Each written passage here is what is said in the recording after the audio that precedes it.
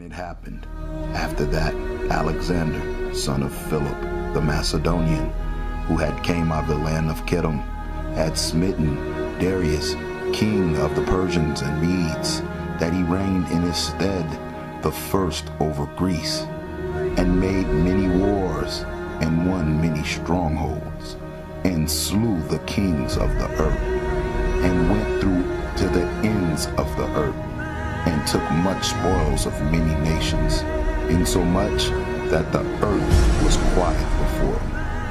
Whereupon his heart was exalted, and he gathered a mighty strong host, and ruled over countries and nations and kings, who became tributaries unto him.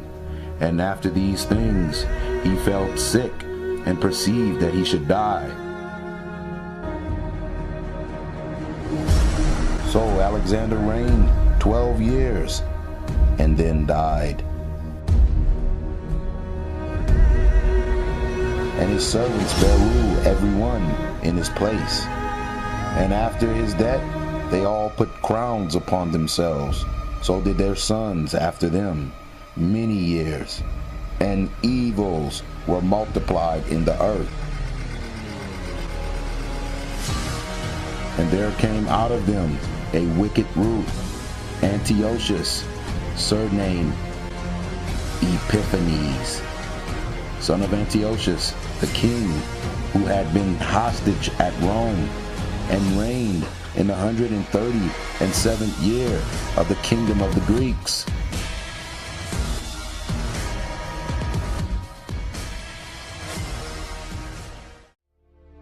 And after that Antiochus had smitten Egypt, he returned again in the 103rd year, and went up against Israel and Jerusalem with a great multitude. Thus they shed innocent blood on every side of the sanctuary, and defiled it,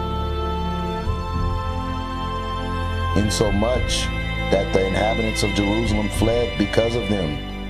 Whereupon the city was made an habitation of strangers, and became strange to those who were born in her, and her own children left her. Moreover, King Antiochus wrote to the whole kingdom that all should be one people. Yea, many also of the Israelites consented to his religion, and sacrificed unto idols, and profaned the Sabbath.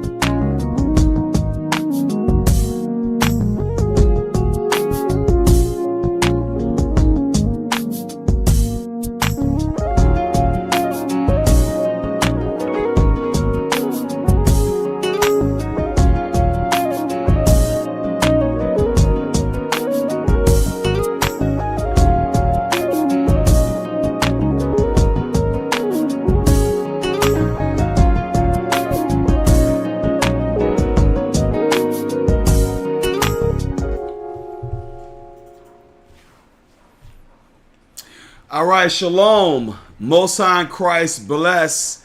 Happy Sabbath and also happy Feast of Dedication Maccabean Week. We're going to continue to celebrate this all throughout the week. I'm Brother Raphael. To my right, Brother Benaniah. like I said before, preparing for war. Preparing for war. As y'all do know, that the so-called blacks and the so-called Latinos, who according to our fathers and Native Americans, according to our fathers, we are the 12 tribes of Israel. We are the people of the book. We are the people that should be celebrating the Feast of Dedication.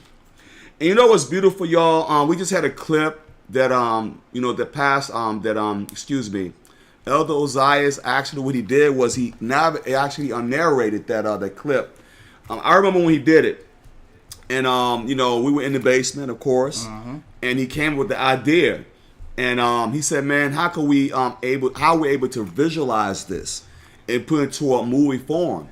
And Ozias, he definitely had the spirit with him. When he did that, he didn't really have to do too much takes with it. Right.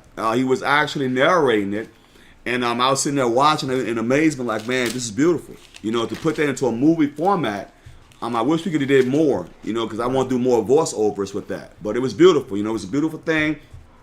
A beautiful thing about getting prepared for war. See, right now, y'all, what we're preparing for war spiritually. It ain't just about on a sense of actually physical war. We can't do that because we don't have any military might. But right now, we're going to draw from the inspiration of the Maccabees, how they came in, and we read about Mattathias last night, about he was instructing his sons what to do, to be, violent men, to go out there and fight for the laws, to avenge our brothers and our sisters and our children of all the things that the Edomites did to our people. And that's why I told you I was very passionate last night. Excuse me, I had to get that way because I always we put ourselves in the mix of that. You had to take these scriptures and actually have it come out. And you have to be the one that's, this is my people, and this is who we're going to always celebrate and celebrate Christ. But anyway, let's go to the book of Exodus, chapter 15, verse 3. The book of Exodus, chapter 15, verse 3. Start with that first.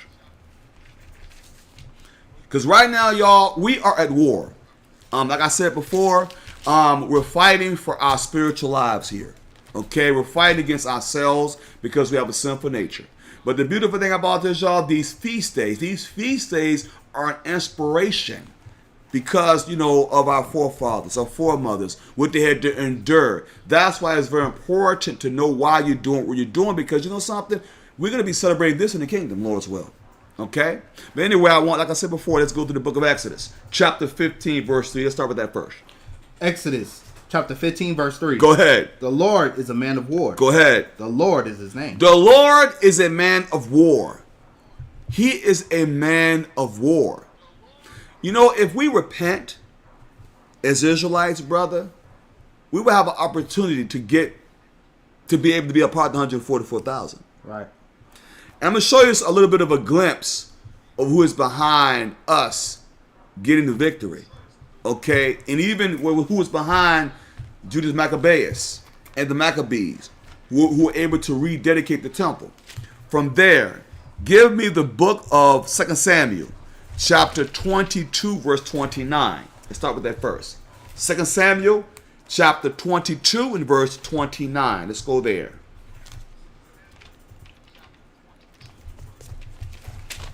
Let's go with that, because you know something? Who can teach our hands to war? Right now, like I told y'all, we're preparing ourselves for war. Okay? And it has to start with spiritually first. But eventually, it's going to go back to going hand-to-hand combat. Believe that. It's coming back. It's going to go back to that. Right? Why? Because the nations hate what we're doing. They hate it. Okay? So 2 Samuel, chapter 22 and verse 29. That's what I want. 2 Samuel chapter 22, verse 29. Go ahead, read. For thou art my lamp, O Lord, and the Lord will lighten my darkness. You see, the Lord will lighten my darkness. Through Christ, remember something. This is King David. This is King David. He's actually expressing. He's saying, for thou art my lamp, O Lord, and the Lord will lighten my darkness. Darkness through sin, he would give us the victory if we repent as Israelites. Okay, go ahead and read. Verse 30. For by thee I have run through a troop, Uh-huh. but my God have I leaped over a wall. Look at the power that was given to King David. He was able to do, he says he was able to run through a troop in wartime to put many people to death. By my God have I leaped over a wall. He was able to leap over a wall by the power of the Most High. Go ahead and read. Verse 31. As for God, his way is perfect. Go ahead. The word of the Lord is tried. Uh-huh. He is a buckler to all them that trust in him. He is a buckler to all them that trust in him. Whether trust in the Most High in Christ, because David understood that. He understood where his power source was. He understood it was a fixed fight once he was on the good side of the Most High through the commandments. Go ahead and read. Verse 32. Uh-huh. For who is God? Uh-huh. Save the Lord. Go ahead. Who is a rock? Save our God. That's the question. He said, for who is God? Save the Lord. Okay? And who is a rock? We know who the rock is, right? You should know. Save our God. Go ahead and read. Verse 33. Mm-hmm. God is my strength. Who is my strength? God is my strength. Go ahead. And power. Go ahead. And he maketh my way perfect. He maketh my way perfect. If we follow him according to the scriptures, he will make our ways perfect. Go ahead and read. Verse 34. Yes. He maketh my feet like hinds feet. Go ahead. And sitteth me upon my high places. Go ahead. Verse 35. Uh-huh. He teacheth my hands to war. He teacheth my hands to war. How y'all think King David was able to defeat Goliath? Because it was a fixed fight. Because the Lord thy God through Christ gave him the victory. Okay? What did the Bible say? Verse 34. He maketh my feet like hinds feet. Go ahead. He sitteth me upon my high places. Go ahead. Verse 35. He teacheth my hands to war. Go ahead. So that a bow of steel is broken by my arm. He was able to bend steel with his hands. That's how powerful David was. Why? Because he was obedient to the Most High. That's why. Go to Psalms chapter 18, verse 28. Look at Psalms chapter 18, verse 28. We're dealing with war right now, with war. Because right now, we have to prepare for war in the Maccabees, all right? I want the book of Psalms chapter 18, verse 28. That's what I want. Psalm chapter 18, verse 28. Go ahead. For thou wilt light my candle. Uh-huh. The Lord my God will enlighten my darkness. He said the same thing even in 2 Samuel, right? Go ahead and read. Verse 30. As for God, his way is perfect. The word of the Lord is tried. He is a buckler to all those that trust in him. Go ahead. Verse 31. Uh-huh. For who is God? Save the Lord. Mm-hmm. Who is a rock? Save our God. Go ahead, Verse brother. 32. Uh-huh. It is God that girdeth me with strength and maketh my way perfect. Mm-hmm. Verse 33. He maketh my feet like hinds feet. Mm-hmm. He sitteth me upon my high places. Uh-huh. Verse 34. Yes. He teacheth my hands to war. Go ahead. So that a bow of steel is broken by my arm. Because he teacheth my hands to war. What do you think going to happen when Christ cracked that sky with the 144,000? He going to already teach our hands to war. The same way we're going to go over in the Maccabees and show you how they were able to understand war and fight off our enemies. The book of Psalms chapter 144 verse 1 now. And we'll get right into it. Psalm chapter 144 and verse 1. That's what I want.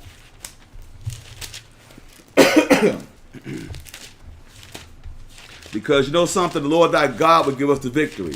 We had to battle ourselves, our own lusts, okay, our own imperfections, okay. We had to battle ourselves first, and then we could go out and fight the enemy, okay. Psalms chapter 144 verse 1 is what I want. Psalm chapter 144 verse 1. Blessed be the Lord my strength, which teacheth my hands to war and my fingers to fight. And my fingers to fight. And that's what King David said once again. He said, blessed be the Lord my strength, which teacheth my hands to war and my fingers to fight. All right. And my fingers to fight. Let's go to the book of First Maccabees, chapter 2. And I want you to go to, we hit this last night, but I want to touch it again. Give me verse 64. First Maccabees chapter 2 verse 64 is what I want. Y'all should take your notes. We did hit this last night, but I want to touch it again to bring it up to chapter 3. Okay? Because Mattathias says something to his men, to his sons. He gave them instructions on how they have to conduct themselves to do what? To go back and take back the temple. Take back what's rightfully ours. Okay? So 1 Maccabees chapter 2 verse 64. 1 Maccabees chapter 2 verse 64. Go ahead. Wherefore, ye my sons, go ahead, be valiant. Go ahead. And show yourselves men in the behalf of the law. In the behalf of the law. Go ahead, read. For by it shall ye obtain glory. By it ye shall obtain glory. Go ahead, read. Verse 65. And behold, I know that your brother Simon is a man of counsel. Go ahead. Give ear unto him always. He shall be a father unto you. So what Mattathias is doing, he's basically giving the attributes and the strengths of his sons. He knows his sons. Why? Because he raised those men. Okay, go ahead, read. Verse 66. Go ahead. As for Judas Maccabeus, he has been mighty and strong, even from his youth up. Let him be your captain. Go ahead. And fight the battle of the people. And fight the battle of the people, because he understood Judas Maccabeus. We read about that before. Maccabees means the hammer. He was called the hammer because he was awesome in his exploits in war. Go ahead, read. Verse 67. Take also unto you all those that observe the law. So here's the thing. That's the most important thing, because if they wasn't observing the law, they couldn't go and fight this battle. You can't take a coward to war, and you can't take a self-willed person to war, because they both will get you killed. So although they observed the law, he took these choice men to where? To go to war. Go ahead, read. Verse 67. Take also unto you all those that observe the law. Go ahead. And avenge ye the wrong of your people. Go ahead. Verse 68. Recompense fully the heathen, and take heed to the commandment of the law. Go ahead. Verse 69. So he blessed them and was gathered unto his fathers. Verse 70. And he died in the 146th year. And he and his sons buried him in the sepulchres of his fathers at Modin. And all Israel made a great lamentation. Let's find out how Mattathias operated. He and his sons buried him. And his sons. Okay? So it's showing you something about Mattathias. It's showing you how Mattathias put that spirit upon his sons to do what? Because remember, he raised his sons righteously in the law. He did something very important. And also, everywhere that Mattathias went, his sons was right there. There you go. And why would that been? Give me the book of Ecclesiasticus or Sirach, chapter 30, and I want verse 3. This is why it's important, man, to be fathers to your children, because they have to carry on your legacy. You know, you have to have a righteous family. It's the reason why Mattathias had confidence in his sons, because he raised his sons up. Start at verse 1. Start at verse 1, brother, because I have to bring a whole point out with this, okay? Start at verse 1 is what I want. Ecclesiasticus chapter 30, verse 1. Go ahead. He that loveth his son causeth him off to fill the rod, that he may have joy of him in the end. Because if I love my son or my daughter and they out of line, I have to put the heat on them. If the talking part don't work, I'm not saying I'm going to touch my children. You know, they do something wrong, smack them. I'm not saying that. What I'm saying is you cause them to do what? To respect authority. Go ahead and read. Verse 2. He that chastiseth his son shall have joy in him. Go ahead. And shall rejoice of him among his acquaintances. Because he will be very respectful. You chastise your son, he'll be very respectful around other people, right? You have joy of him and be proud of him and her. Go ahead and read. Verse 3. He that teacheth his son grieveth the enemy. That's what was happening, because Mattathias taught his sons to carry on after he passed away. So he that teacheth his son grieved the enemy. Why? Because once he carry on, the sons will carry on what their father started. Okay, go ahead and read. And before his friends he shall rejoice of him. He rejoice of him. Go ahead and read. Verse 4. Though his father died. Like Mattathias died. He says, though the father died. Go ahead and read. Yet he is as though he were not dead. It was almost as if he never died, because those sons have the same spirit their father had on them. That's why they were saying, wait a minute. It's as if he never died, because that spirit lives through the legacy of his sons. It lived through them. Go ahead and read. Go ahead. For he hath left one behind him that is like himself. Like himself. Like I said, like father, like son. When you raise your sons right, especially men, you raise your sons in the commandments, it's going to be as if you never died. Okay? As if you never. Same way you do with your sisters. You raise your daughters up like virtuous women, and you pass away and pass on to the sisters, to the young lady, she's going to be as if you never died. It goes twofold. Go ahead, read. Verse 5. While he lived, he saw and rejoiced in him. Go ahead. And when he died, he was not sorrowful. Why wasn't he sorrowful? Because he knew his son's going to keep up the charge. That's why even when Solomon passed away, not Solomon, when David passed away, Solomon kept the charge. The same way Mattathias kept the charge. Go ahead, read. Verse 6. He left behind him an avenger against his enemies. And one that shall requite kindness to his friends. To his friends. So it's showing you that Mattathias instilled in his sons the keeping of the commandments. So when he passed away, all they did was kept it going. He passed the baton, he passed the torch, and they kept it moving. So now go to 1 Maccabees. Chapter 3, verse 1 now. 1 Maccabees chapter 3, verse 1. Then his son Judas, called Maccabeus, rose up in his stead. Okay. Verse 2. And all his brethren helped him, and so did all they that held with his father. And they fought with cheerfulness the battle of Israel. They fought with cheerfulness the battle of Israel. The same way I told y'all last night, we must have the zeal. They fought with zeal to retain what? To come back to what? Our temple. They fought with zeal. As they were battling, they were cheerfulness in their battle. They didn't have no fear in them. Go ahead and read. Verse 3. So he got his people great honor. Go ahead. And put on a breastplate as a giant. Go ahead. And girt his warlike harness about him. Go ahead. And he made battle, protecting the host with his sword. He protected the host with a sword. So when Judas Maccabeus came in, he came in with much power and confidence. Okay, go ahead and read. Verse 4. In his acts, he was like a lion. He was like a lion. He was like a lion. Go ahead and read. Like a lion's whelp. A lion's whelp is a young lion. Okay, go ahead and read. Roaring for his prey. Roaring for his prey. He came in hard. He didn't play no games. He was the hammer. Go ahead and read, brother. Read. Verse 5. For he pursued the wicked. He pursued the wicked. He had no fear because he knew who was behind him. Go ahead and read. And sought them out. And burnt up those that vexed his people. You think he was playing? He said burnt up those that vexed his people. Okay? You touch an Israelite, you have to pay for that. That's exactly how he played. That's exactly how Judas Maccabeus handled the situation. You touch my people, you must pay for it. Go ahead, read. Verse 6. Wherefore the wicked shrunk for fear of him. Because the hammer was coming. The hammer judgment was, they said, wherefore the wicked shrunk for fear of him. Go ahead, read. And all the workers of iniquity were troubled. Why? Why were they troubled? Right. Read. Because salvation prospered in his hand. Because salvation prospered in his hand. That's why they were shook. Even when they heard Judas Maccabeus coming, oh my God, the Maccabees are coming. Okay?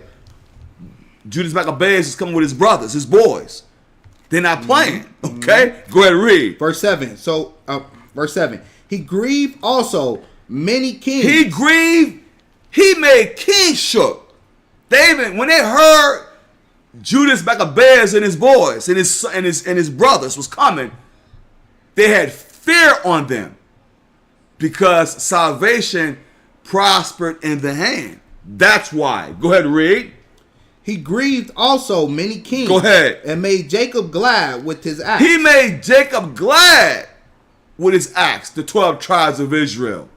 Just happens to be you so-called blacks, you so-called Hispanics, and Native Americans. You are the 12 tribes of Israel. Go ahead and read. And his memorial is blessed forever. His memorial is blessed forever. Go ahead and read. Verse 8. Moreover, he went through the cities of Judah. Go ahead. Destroying the ungodly out of them. And turning away wrath from Israel. He was turning away wrath from Israel by going out and fighting the enemies and putting them to death. Go ahead and read. Verse 9. So that he was renowned unto the utmost part of the earth. Go ahead. And he received unto him such as were ready to perish. He received him the brothers that was ready to go out there and go to war. that was ready to die for this. Not die for a block, die for a flag, die for the commandments, right? Go ahead and read, brother, read. Verse 10.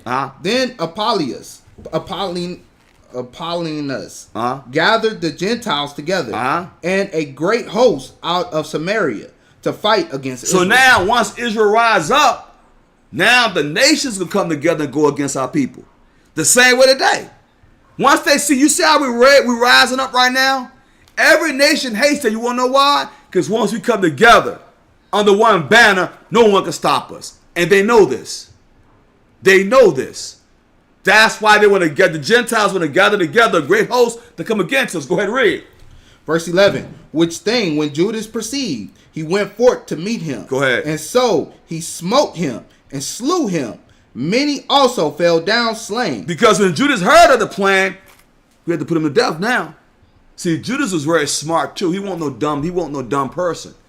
He wasn't a dumb leader. He understood who his adversary was, and he knew how to defeat his adversary. Go ahead and read. Go ahead. But the rest fled. Verse 12. Wherefore Judas took their spoils, and Apollinus swore also, and therewith he fought with his life long. He fought. That's how these men fought. Go ahead and read.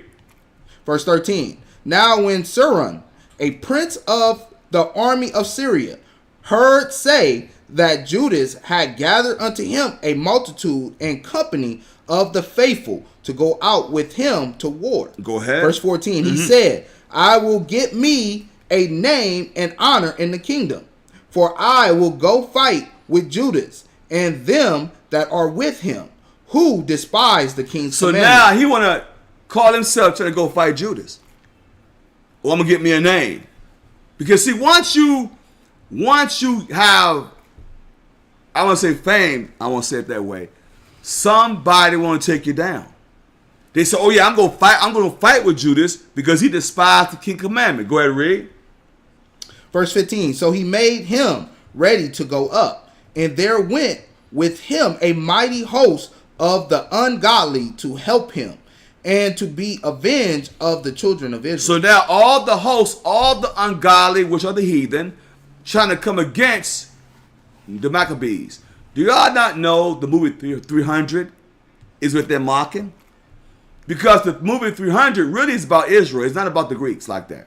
They flip that movie all the time. Because we had a small multitude going against 10,000s of the Greeks. They flipped that thing and said it was Persia. You have to pay attention to the history, y'all. Go ahead and read. Verse 16. And when he came near to the going up of Beth-horon, go ahead, brother. Judas went forth to meet him with a small company. Because remember something, it's 300. It's 300. It's a small company. It was 300.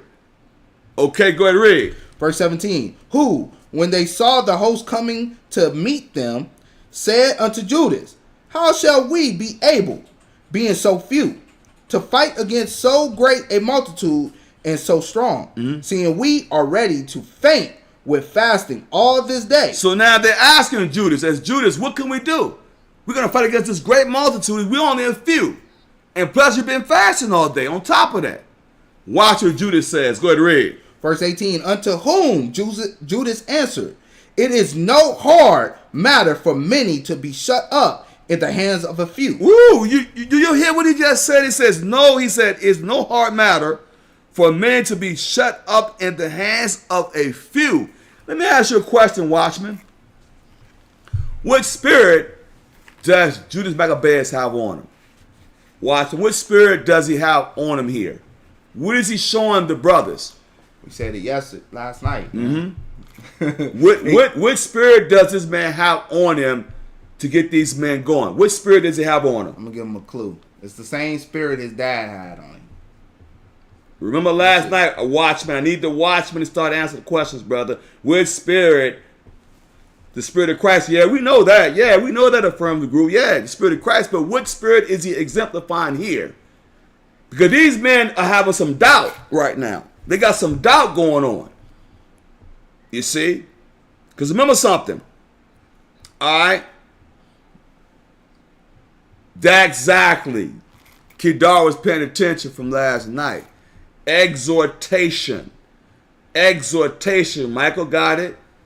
Okay, other people got it. Faith too. Faith the same. You know, yeah, exhortation. Yeah, faith, that's true. But he was giving an exhortation. Because at this time, could you imagine? Like I'm gonna use today's example. That said, we have 300 of our Israelite brothers right here, right? We got 300 of us going against the United States Army. They got doggone weapons and get everything. So you quite naturally, you better have divine intervention for real, because this is a very powerful army. So Judas had to exemplify the spirit of exhortation to get these men to think, wait a minute, who is behind us? Go read it again, verse 18 again, read.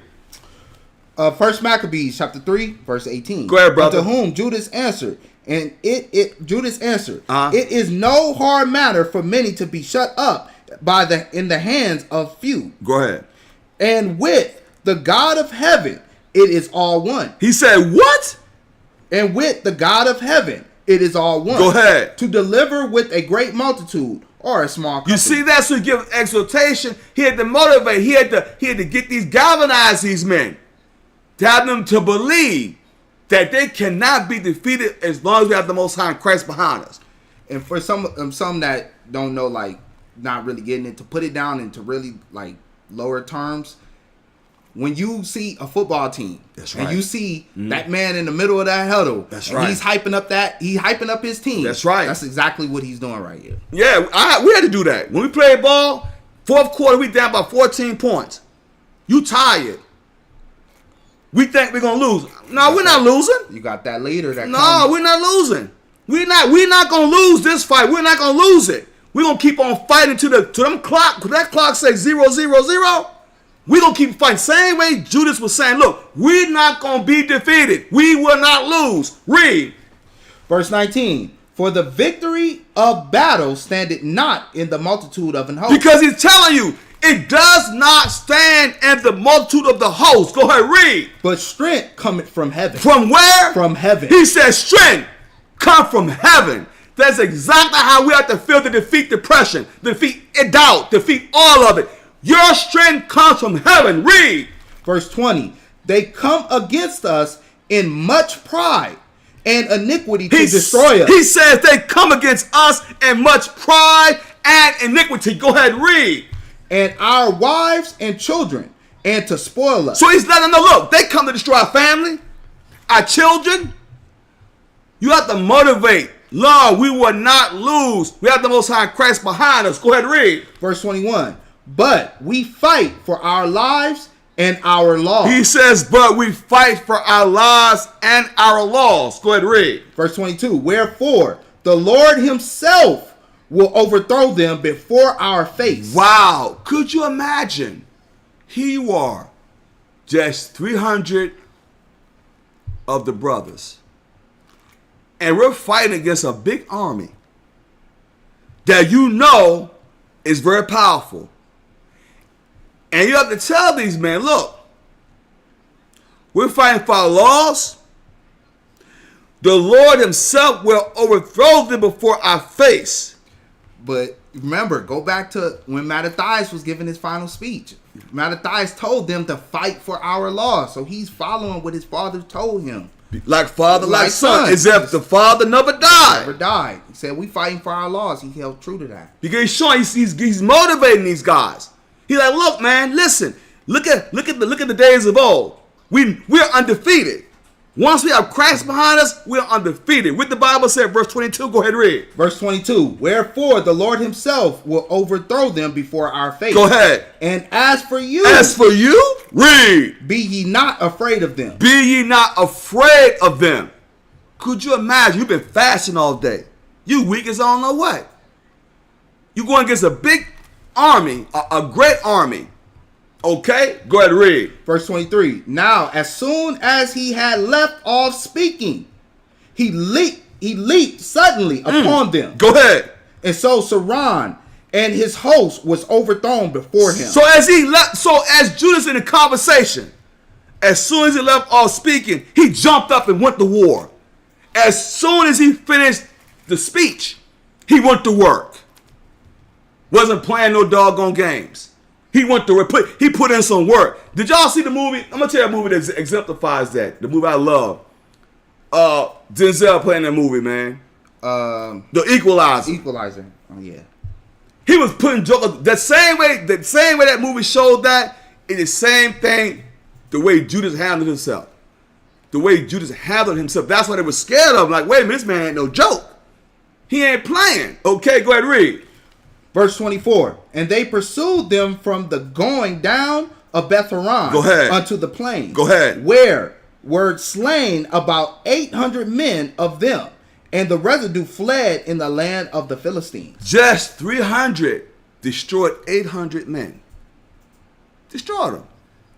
Go ahead, read. Verse 25. Then began the fear of Judas and his brothers. You see that? Now they said, wait a minute, these guys ain't nothing to play with. It said, then began the fear of Judas and his brethren. Go ahead, read. And an exceedingly great dread. They were dreadful, like, oh my God, did you hear about Judas and his boys? They're not playing no games. If you even step near those guys, they gonna kill you. Kind of sound familiar. Kind of sound familiar to the 144. You better believe it. Yes, sir. Mm-hmm. Go ahead, read. To fall upon the nations round about them. Go ahead. Verse 26. Insomuch as his fame came unto the king. The king, now it came to the king now. That's like today, it's 300 of us men. Not just in this organization, various organizations. We know Israel. And we all come together under the guise of Christ. And we taking people out. We're going to get to the king. We're going to get to the president like, wait a minute. These Israelites then start getting, they rising up. We have to do something. Okay? Okay, go ahead and read. Verse 26. Insomuch as his fame came to the king, and all the nations talked of the battles of Judas. All the nations talked of the battles of Judas. They said, you see that Israelite? That Judas Maccabees? Did you see what he was doing to people? Only a few of those guys put a whole doggone army to flight. That's exactly what they were saying about Judas Maccabees and his brethren. Go ahead, read. Verse 27. Now when King Antiochus heard these things, he was full of indignation. Woo! So when King Antiochus heard these things, he was full of hatred. How dare these daggone Israelites come against us? He was full of indignation, hatred for the Israelites. Go ahead, read, brother, read. Wherefore he sent and gathered together all the forces of his realm, even a very strong army. So now Antiochus want to go and get his army against the Israelites. Go ahead and read. Verse 28. He opened also his treasure and gave his soldiers pay for a year, commanding them to be ready whensoever he should need them. This man is paying his soldiers a year's pay to be on call. That's how much they hated our guts. They wanted to kill Judas Maccabees because he was resisting. What y'all think will happen to us when they have leaders now? When you try to resist, you must die. That's how much hatred they have for the Israelites. Go ahead and read. And that's why they pay you to be in the army. Yep. Might be pennies, but they still do the same thing. Oh, well, let me gather up an army. They don't care who they get. You got Moab, Ammon. Yep. You got East Indians. You got all kind of people in this man's army, because guess what he's doing? He's paying you to be in his army to fight for him. That's what he's doing. And not just that. Remember, in the army, we have all nations in the army. So you're going to fight against your own people too. Exactly. Why you think, during Desert Storm, whatever was going in the 90s, you had Muslims. I had some dudes I knew was Muslims. They didn't even want to go to war. Because they were fighting against their brethren when they were fighting Muslims. And they want to do that. So I'm showing you the mentality behind it. He is paying his soldiers for a year to take down Judas. Okay, go ahead, read. Verse 29. Yes. Nevertheless, when he saw that the money of his treasure failed, and that the tributes in the countries were small, because of his dissension, and plague, which he had brought upon the land, in taking away the laws which he had been of old. Because remember what I told y'all. How you trace Esau? His money, tribute. His money. His politics, and his wars. That's how you trace this man. So he saw that his money was running low. He saw, here's the thing. You know, when he saw the tributes, okay, he saw his money was running low. Now he's getting angry. Now what does Esau do when his money run low? He goes start robbing and stealing and killing. That's what he do. See, when Esau money run low, somebody gonna die. He ain't playing. Okay, go ahead and read, brother. Go ahead. Verse 30. He feared that he should not be able to bear the charges any longer. See? When his money started running low, he feared, oh, you know what? I won't be able to bear the charges any longer. Go ahead and read. Nor to have such gifts to give so liberally as he did before. Go ahead. For he had abounded above the kings which that were before him. Go ahead, brother. Go ahead. Verse 31. Wherefore, being greatly perplexed in his mind, he determined to go into Persia, there to take the tributes of the country. See what he been doing? So now, because he ran out of money, he can go to Persia and start taking their money. This man is a doggone warlord. He's a thief. He does whatever he wants. Why? Because he has the sword, he has the military might. Go ahead, read. Go ahead, read. To take the tributes of the countries. Go ahead. And to gather much money. See? Go ahead, read. Verse 32. So he left Lysias, a nobleman, and one of the blood royal, to oversee the affairs of the king from the river Euphrates unto the borders of Egypt. Go ahead, brother. Verse 33. And to bring up his son Antiochus until he came again. So now he want to bring up his son to follow his legacy, right? Go ahead, read. Verse 34. Moreover, he delivered unto him the half of his forces and the elephants, and gave him charge of all things that he would have done. As also concerning them that dwelt in Judah and Jerusalem. Go ahead. Verse 35. To wit, that he should send an army against them to destroy and root out the strength of Israel and the remnant of Jerusalem, and to take away their memorial from that place. And that's the point. To take away the memorial from that place. That's what he wanted to do. Go ahead, read, brother. Go ahead. Verse 36. And that he should place strangers in all their quarters and divide their land by lot. Verse 37. So the king took the half of the forces that remained and departed from Antioch, his royal city, the 147th year. And having passed the river Euphrates, he went through the high countries. Now I want you to jump from there to verse 42 now. I'm going to speed it up a little bit. First Maccabees chapter 3 verse 42. Go ahead. Now when Judas and his brethren saw that miseries were multiplied, and that the forces did encamp themselves in the borders, for they knew how the king had given commandment to destroy the people and utterly abolish them. So now Judas Maccabees and his brethren start to see the miseries, the destruction of our temple, to see how they defiled our people, how they defiled our temple. So then they see the misery. You can imagine how they felt behind that. They felt very grieved in spirit. Go ahead, read. Go ahead, read. Verse 43. Yes. They said one to another, let us restore the decayed estate of our people, and let us fight for our people and the sanctuary. That's how we supposed to carry ourselves today. The same spirit he had. Then said one to another, let us restore the decayed estate of our people, of our nation. Okay, of our nation, right? And let us fight for our people and the sanctuary. We're fighting for our family, fighting for our people. That's what we're fighting for. That's why we have to celebrate this year after year. Why? Because we're showing tribute to our people. Go ahead, read. Verse 44. Yes. Then was the congregation gathered together that they might be ready for battle, and that they might pray and ask mercy and compassion. Ask mercy and compassion. Go ahead and read.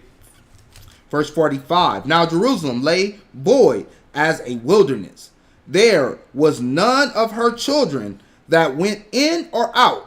The sanctuary also was trodden down. Go ahead. And aliens. And what? And aliens kept the stronghold. The aliens are the people even today in Jerusalem. Those are aliens. They don't belong there.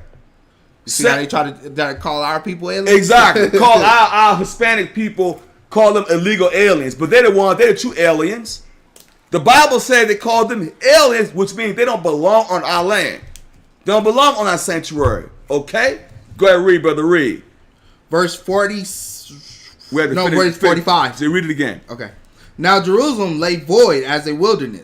There was none of her children that went in or out. Go ahead. The sanctuary also was trodden down, and aliens kept the stronghold. Go ahead. The heathen had their habitation in that place, and joy was taken from Jacob, and the pipe with the harp ceased. Because the reason why, because aliens came in, strangers, other nations came in and defiled our temple. So that was very grievous for Judas and his brethren to see that, to see how our land was being trodden down of the Gentiles. Go ahead, read. Verse 46. Wherefore the Israelites assembled themselves together and came to Mizpah over against Jerusalem. For in Mizpah was the place where they prayed aforetime in Israel. Go ahead, brother. Verse 47. Then they fasted that day, and put on sackcloth, and cast ashes upon their heads, and rent their clothes. Go ahead. Verse 48. And laid open the book of the law, wherein the heathen had sought to paint the likeness of their images. They did that back then, and they did it again. So now the heathen, the other nations, or the so-called white man at this time, they opened the book of the law, wherein the heathen had sought to paint the likeness of their images in our records. They were doing that by their whitewashing back then. Okay, go ahead and read, brother. Go ahead. Verse 49. They brought also the priest's garments, and the first fruits, and the tithes, and the Nazarites they stirred up, who had accomplished their days. They did all these things against our people. Go ahead and read. Verse 50. Then cried they with a loud voice toward heaven, saying, What shall we do with these? And whither shall we carry them away? So now here's the thing. So now they're praying because they see the destruction of our temple. What are we going to do with these? They destroyed the Levites. They dealt with the Nazarites. They destroyed all of our customs and our laws. They destroyed these things. Go ahead and read. Verse 51. For thy sanctuary is trodden down and profaned. Go ahead. And thy priests are in heaviness and brought low. Go ahead. Verse 52. And lo, the heathen are assembled together against us to destroy us. What things they imagine against us. Because now we're distraught. We're starting to see the destruction of our people, of our temple. Now we're saddened. Now we're in sackcloth. Okay, these things that happen to our people. Go ahead and read. Thou knowest. Yes, sir. Verse 53. How shall we be able to stand against them? Go ahead. Except thou, O God, be our help. That's the question. How shall we be able to stand against them except thou, O God, be our help? Go ahead and read. Verse 54. Yes, sir. Then sounded they with trumpets. Whoa, then sounded they with trumpets, which means the trumpet represents war in this context. We have our shofars. They blew the shofar. Go ahead and read. And cried with a loud voice. Go ahead. Verse 55. And after this, Judas obtained captains. He ordained. There you go. I said obtained. Verse 55. And after this, Judas ordained captains over the people, even captains over thousands, and over hundreds. Go ahead. And over 50, and over 10. So what Judas was established was structure. He was establishing structure. Because as you go to war, you have to count the cost. You have to have structure in any organization. You have to, or you can have chaos. So he's showing you structure here to put forth when they go to war. Because what tribe were they from? Watchmen. What tribe were the Maccabees from? Watchmen. What tribe were they from? Where my watchmen at? What tribe were they from? All right, watchmen. I need some answers. We have some new people on. What tribe were the Maccabees from? What tribe were they from? Okay, Michael got it. Okay, Levi. Okay, all you brothers got it. Levi, they're from the tribe of Levi. Okay, go ahead and read. Verse 55. You want 55 again? You can do it. No, give me 56 now. Okay. Verse 56. But as for such as were building houses, or had betrothed wives, or were planting vineyards, Or were fearful. Or were what? Or were fearful. Or if you were fearful. Because it says this, but as for such as were building houses, which means you were living your domestic life, or had betrothed wives. When you betroth your wife, it's a law. You had to cheer your wife up for a year. Right? It says, or were planted vineyards, which means you was not really a commission to go to war. Or were fearful. If you were fearful, you could not be in the military. You cannot take a coward to war. Because if you do, you would die. Okay, you have to bring men that are not fearful. Go ahead and read. Or were fearful. Those he commanded that they should return. To go back home. He said, you scared? Go home, buddy. We can't have you out there on the front lines going to war. Okay? You can't go to camp with us and you shook. Remember the dude who used to be with us? I forgot his name. I think it was, remember Ray that time? Yeah. Ray was scared of everything. Yeah. Man. Here we up and we in the hood. He shook like, oh man. I'm like, look, man, you can't be scared, man. Hey, listen, we might have to die for this. I totally forgot about that dude. Remember that dude? Yeah. We went to church at that time? Yeah. He was shook. A crazy dude was I said, man, you know what? I said, stand back here, man. You scared of us? No. You can't be, look, man, we can't be scared that we're going to die one of these days. Go in there and go there. You cannot be fearful and go to war. Go ahead and read. And commanded that they should return, every man to his own house, according to the law. According to the law. Go ahead and read, brother, read. Verse 57. So the camp removed. Go ahead. And pitched upon the south side of Emmaus. Emmaus, yeah, go ahead and read. South side. Right. Verse 58. Read. And Judas said, arm yourselves. What did he say? Arm yourselves. Judas says, arm yourselves. Read. And be valiant men. Okay. And see that ye be in readiness against the morning. Go ahead. That ye may fight. Do what? That ye may fight Go with ahead. these nations. That you may fight with these nations. He's exhorting these men. They tired. They've been fasting.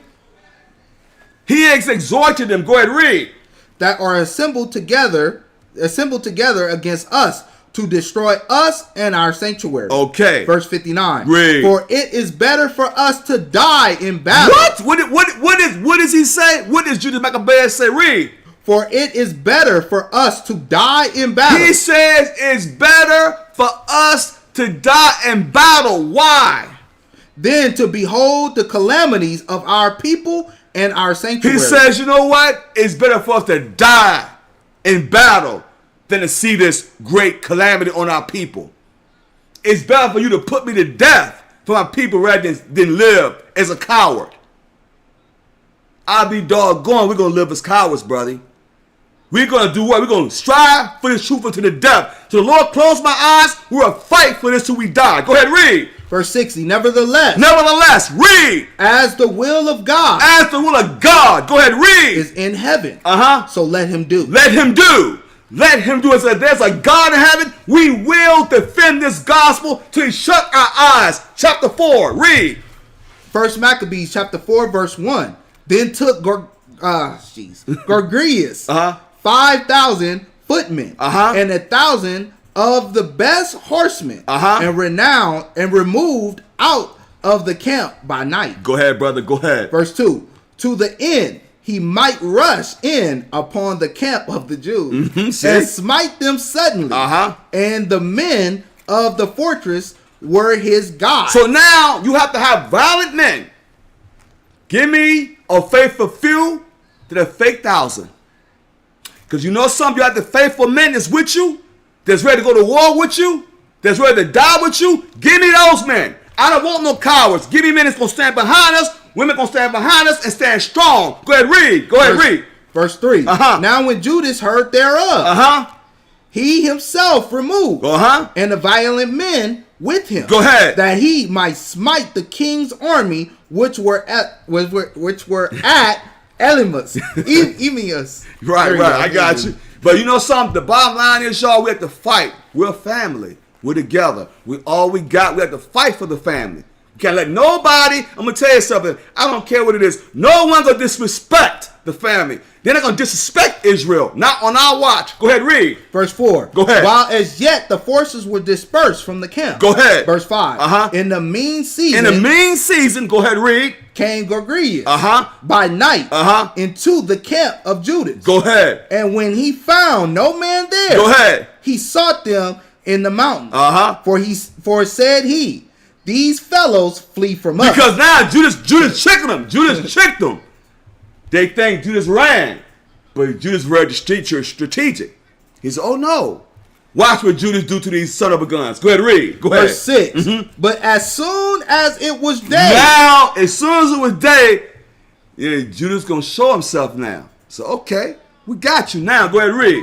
Judas showed himself in the plain Uh-huh. with 3,000 men, who nevertheless had neither armor nor swords in their minds. Go ahead. Verse 7.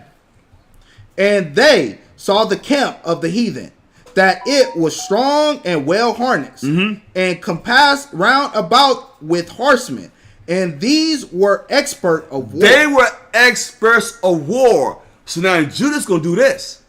That's like today. We are fighting against a great army. Just a few of us. And now Judas, who's the leader, I said, you know what? I got my men.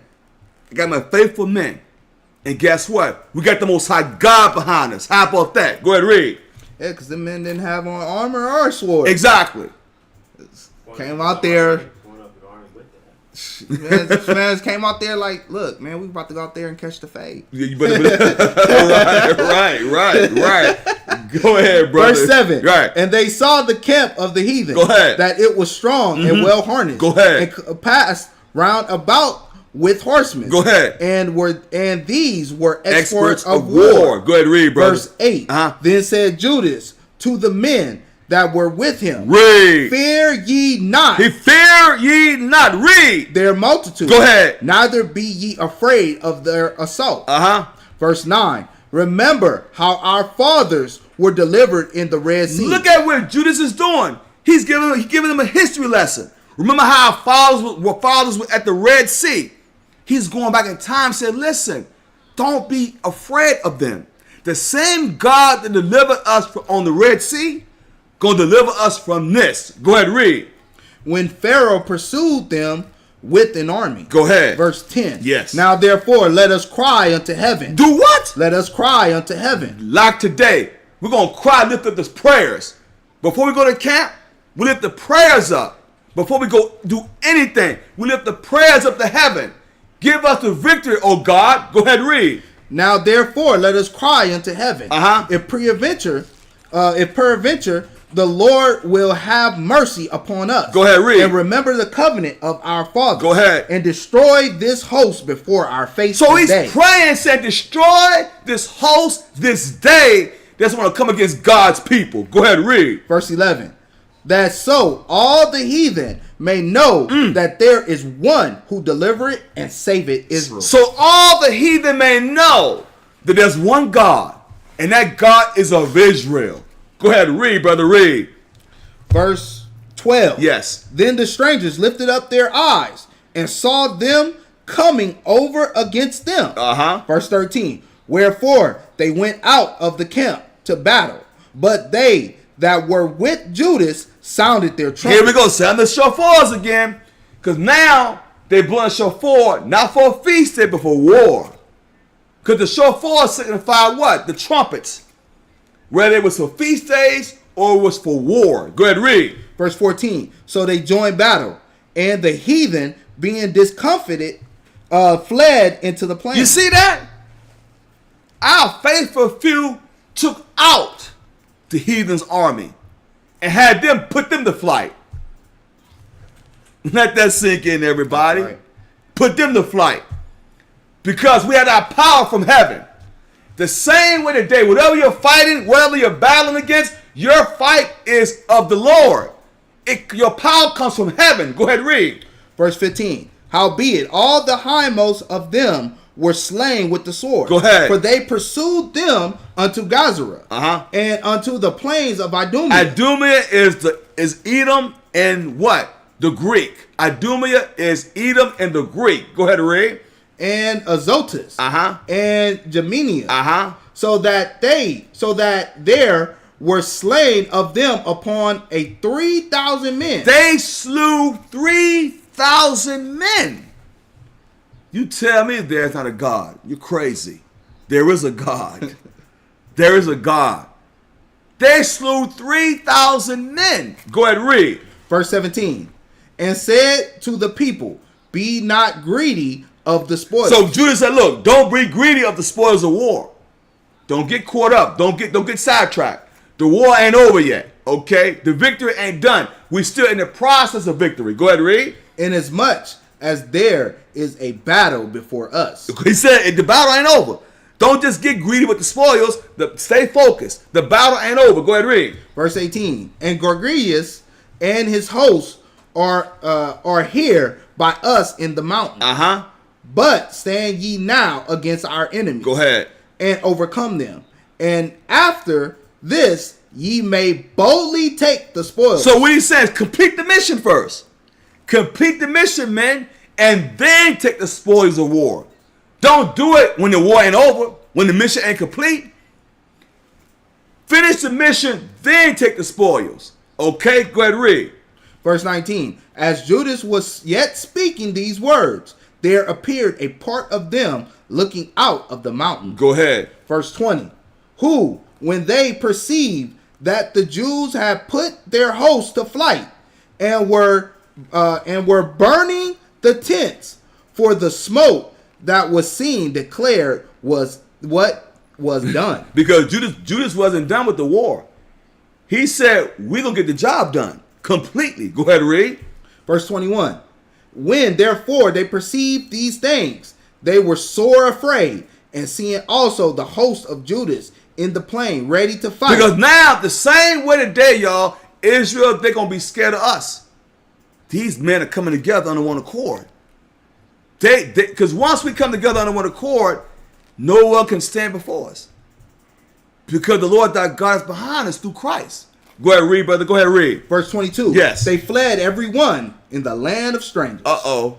Go ahead. Verse 23. Then Judas returned to spoil the tents, where they got much gold and silver. Go ahead. And blue silk and purple of the sea. Because that's what happens when you conquer your enemies. Didn't the angel come down?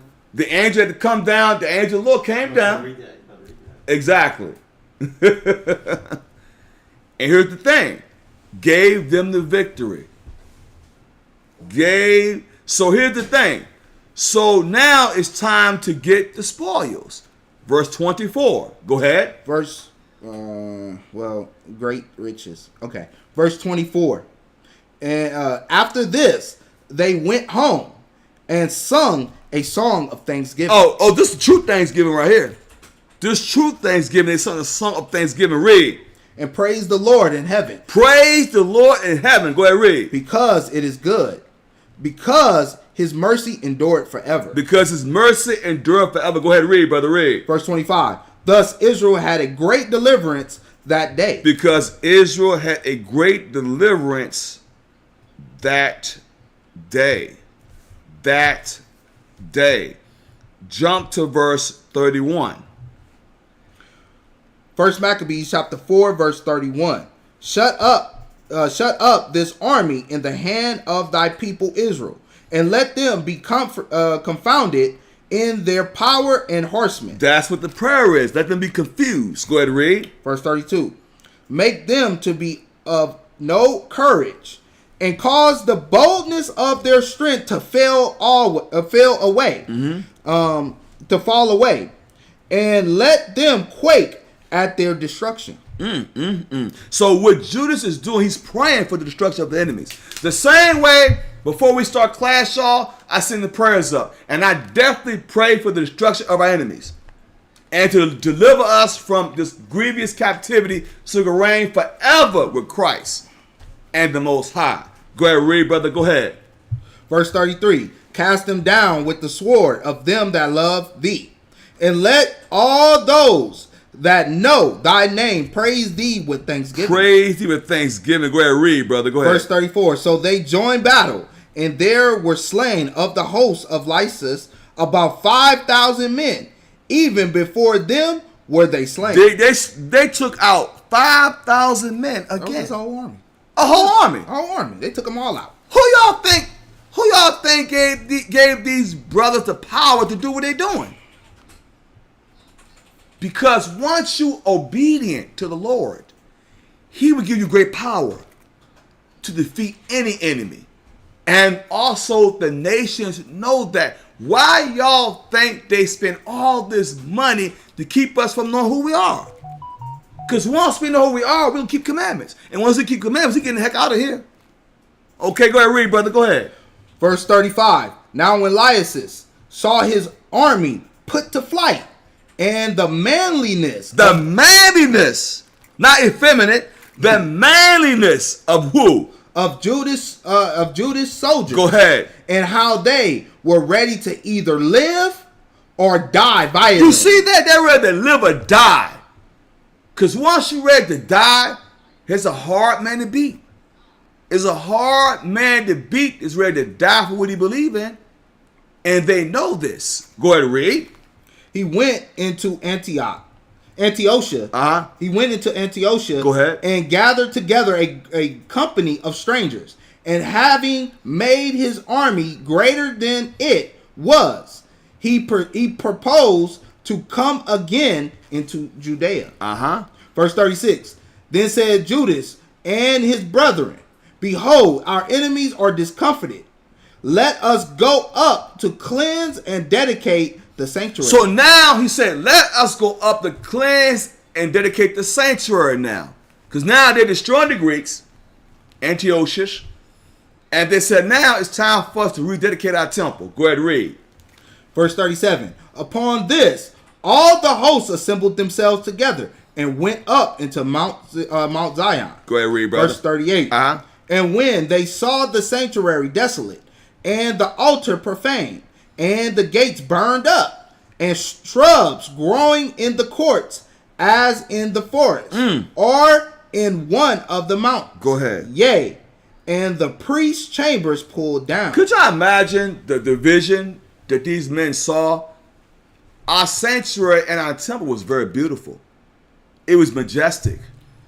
When Solomon was able to build that, it was beautiful. Gold, majestic. But when the Edomites came in, under the Greeks came and defiled it, our people were like, man, because Judas Maccabees and his brothers, they were Levites. They were priests. So they were in charge of the courses. They were in charge of the sacrifices. So you can imagine how they felt like, my goodness. He came in from battle like, yeah, it's all good. And they opened the gate up and like, man, are you serious? Do y'all see what they just did to our sanctuary? Go ahead, read, brother. Go ahead. Verse 30. It's going to be trouble. Verse 39. Yes, sir. They rent their clothes and made great lamentation. Lamentation is grief. You're crying. You're lamenting. Go ahead, read. And cast ashes upon their heads. Go ahead. Verse 40. And fell down flat to the ground upon their faces, and blew an alarm with the trumpets, and cried toward heaven. They blew the shofar and they cried to heaven like, my goodness, Lord. Could you imagine the vision they saw, how our temple was beautified when Solomon built it, the Lord's house. And now these wicked heathen came in and defiled our temple. Burned the gates and everything. My good, and all the shrubbery, it wasn't kept up. You know, it was just defiled. It was desolate. My goodness, go ahead and read. Verse 41. Then Judas appointed certain men to fight against those that were in the fortress until he had cleansed the sanctuary. So Judas had instructed these men, I need you to fight while we cleanse the temple. So as they were fighting, Judas had to appoint certain men of war to go fight off the heathen while we cleanse the temple. Because this still in war. This still in wartime. This ain't over. It's still in war. Go ahead and read. Verse 42. So he chose priests of blameless conversation. Blameless conversation. He had to carefully handpick these men who are a blameless conversation. Go ahead and read. Such as had pleasure in the law. Pleasure in the law. Go ahead and read, brother. Read. Verse 43. Who cleansed the sanctuary and bear out the defiled stones into an unclean place. Go ahead and read, brother. Verse 44.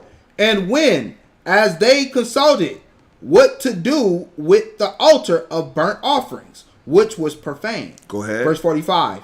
They thought it best to pull it down, lest it should be a reproach to them, because the heathen had defiled it. Wherefore they pulled it down. Let's, you know what? Since the heathen defiled it, let's pull it down. Let's rededicate the right way, because the heathen defiled it. So we have to re-cleanse it. The same with our people today. We're defiled. Our temple is defiled with Christianity, politics. Okay, so now we have to re-cleanse ourselves through the commandments. It's the same similitude. Okay, go ahead, read.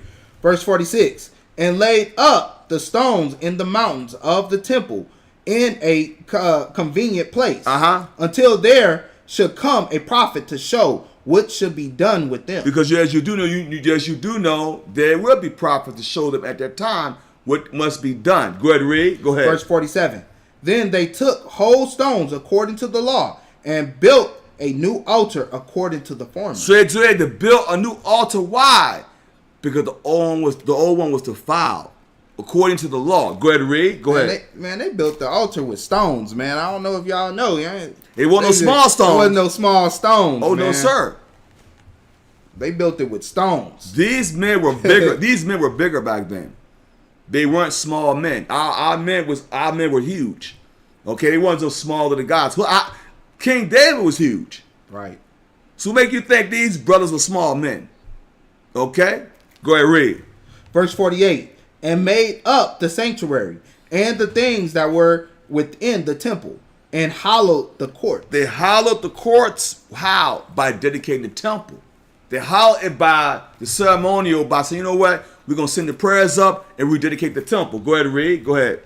Verse 49. They made also new holy vessels, and into the temple they brought the candlestick and the altar of burnt offerings and of incense and the table. Go ahead, brother. Verse 50. Uh-huh. And upon the altar they burned incense, and the lamps that were upon the candlestick they lightened, that they might give light in the temple. They did it with the menorah.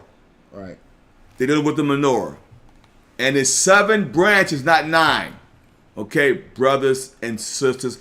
It's 7 branches and not 9. The so-called Jewish people, they put the 9. It doesn't make sense. Because Christ came in the midst of the 7 golden candlesticks, which represents the spirit of the 7 churches. It also represents the southern kingdom and the northern kingdom. And in the middle, it represents Christ. It goes twofold with the menorah. So it was never 9. It was never 9 branches. It was always 7. Okay? Keep that in mind, y'all. Go ahead, read. Verse 51. Furthermore, they set the loaves upon the table. Go ahead. And spread out the veils, and finished all the works which they had begun to make. Go ahead, read, brother. Go Verse ahead. 52. Uh-huh. Now, on the 25th day of the 9th month. And that's where we're in today. We are in the 9th month, right? It says, now on the 25th day of the 9th month, which is called what? Which is called the month Caslu. Uh-huh. In the 148th year, they rose up betimes in the morning. Go ahead. Verse 53. And offered sacrifice according to the law upon the new altar of burnt offerings, which they had made. Go ahead. Verse 54. Look at what time and what day the heathen had profaned it. Even in that was it dedicated with psalms and cisterns and harps and cymbals. Go ahead. Verse 53. Yes, sir. Verse 55. Then all the people fell upon their faces, worshiping and praising the God of heaven, who had given them good success. Verse 56. And so they kept the dedication of the altar 8 days. 8 days. So they kept the dedication of the altar 8 days. Why? Because it's patterned after the Feast of Booths, after the Feast of Tabernacles. That's why they kept it 8 days. Okay? Go ahead, read. And offer burnt offerings with gladness, and sacrifice the sacrifice of deliverance and praise. And praise. So now we have the great victory. We keep the dedication like we started it on December 7th. Okay? And you count off 8 days. We're done completely. Okay? And next week.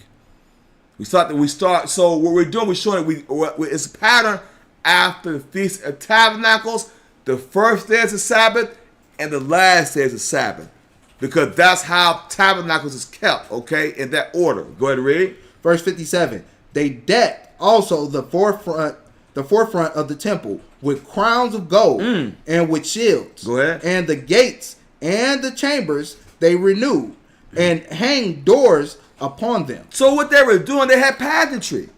They were basically dedicating the temple, but they decked it with, they decked it with crowns of gold and with shields, and the gates and the chambers they renewed and hanged doors. So they were really like happy. They add pageantry to this. They were happy and glad, happiness and mirth. They were celebrating this. Go ahead and read. Verse 58. Thus was there very great gladness. Great gladness. That's why when you celebrate the feast dedication, any feast, you want to have great gladness. You want to give gifts to your people. Give gifts to your people. Because it's a great victory. Every feast day you should be celebrating with all your might. Because it was great victory. Our people died for this. Okay, go ahead and read. Thus there were very great gladness among the people. Go ahead. For that the reproach of the heathen was put away. Go ahead and read. Verse 59. Moreover, Judas and his brethren with the whole congregation of Israel ordained that the days of the dedication of the altar should be kept in their season from year to year. In their season. What season? Hold that. So Judas ordained it should be kept in a season. St. John, chapter 10, verse 22 and 23. Because it says this, so Judas and his brethren ordained, with the whole congregation, Israel ordained the days of dedication. Because I had some brothers want to tell me, because the dedication isn't in Leviticus 23, we don't have to keep it.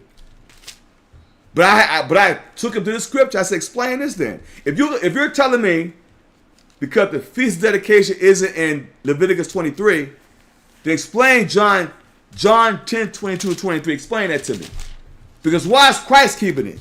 If it was irrelevant and it wasn't what we're supposed to be doing, why is our Lord and Savior keeping it? St. John, chapter 10, verse 22 and 23.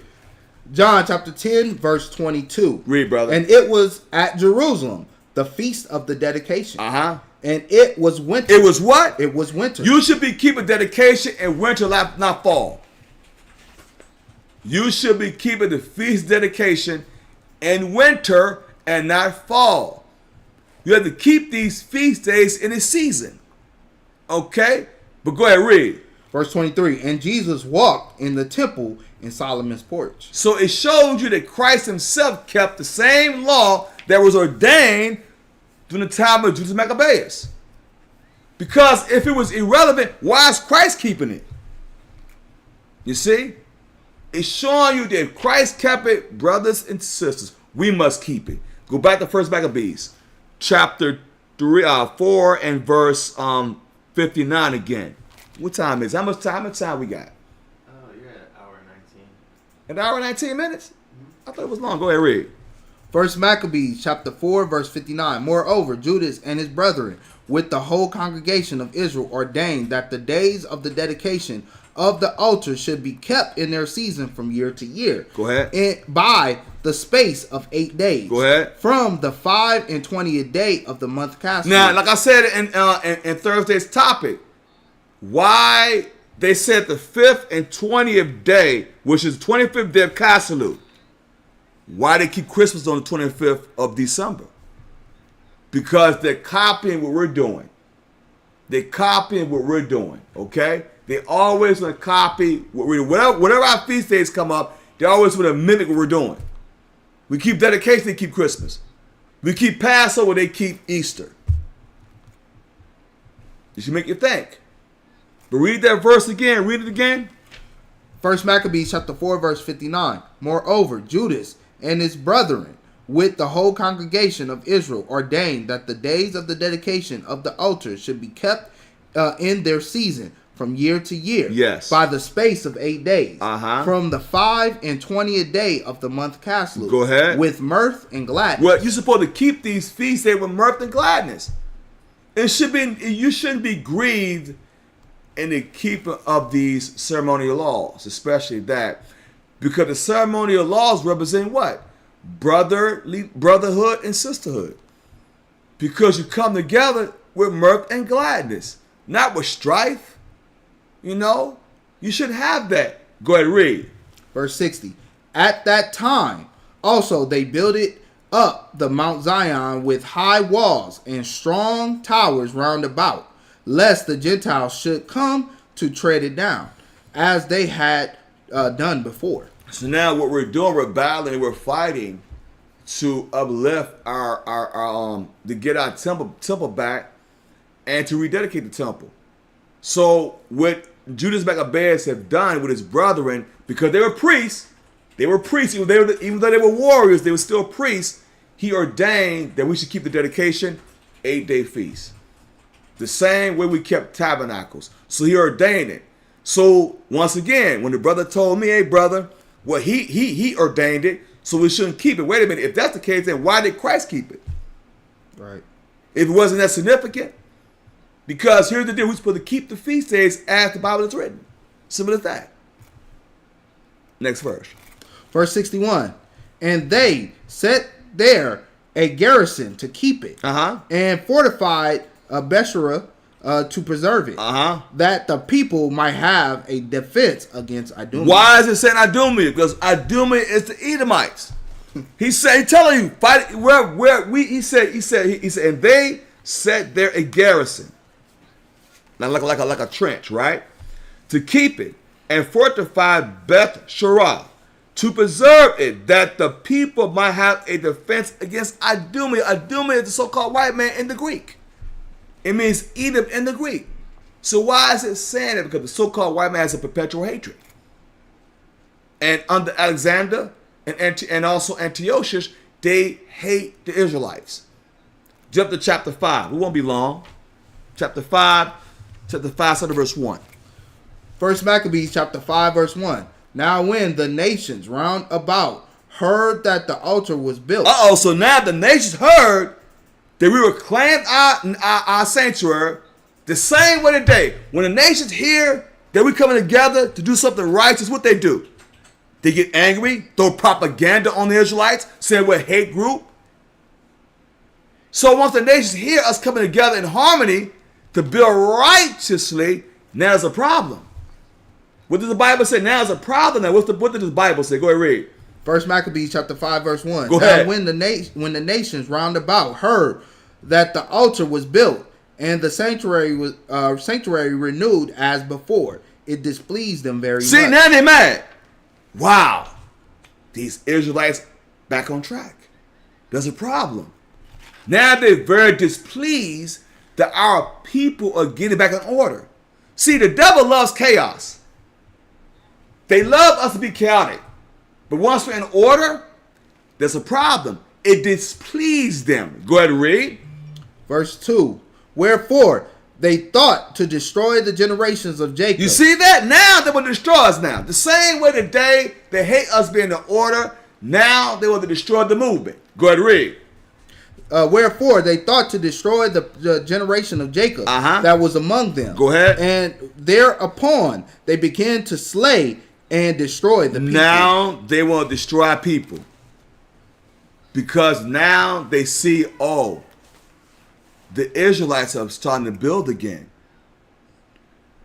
If you notice today, look at the spirit behind it, y'all. See, it's okay for us to call ourselves African American or Hispanic or Native Americans. They ain't worried about that. But once you call yourself an Israelite, there's a problem. The same way back then. See, as long as our altar was destroyed, the nations was happy. But you know what's something? I mean, this is you just got to read it, man. Mm-hmm. And we just read the nations. They didn't give no specific nation. They said the nations beside Israel. Why are you mad because our temple is built and we doing our thing? Why are you mad at that? Why do you have an issue with us doing our thing? Right. Our temple is built. We having a good time. We got our fortress built. We're doing our thing. Why are you mad? You know why you mad? Because the nations is the damn devil. Exactly. The nations is the devil. Yeah, I said it. The nations is the devil. Why are you mad? Because we're serving, thus saith the Lord God. Bring it to today. Why are you mad because we serving? Why are you mad because we're waking our people up? Because you the damn devil. I'll tell you why. Go to Nehemiah 5 and 9. Let's stick to the scriptures. What you just said, Ben, we'll show you why they're mad. Because the nations historically hate the Israelites. Because you notice, like you just said, why they angry with us for building our altar? It's our altar. How did it affect you? Okay? Have nothing to do with Nothing to do with you. But you mad because why?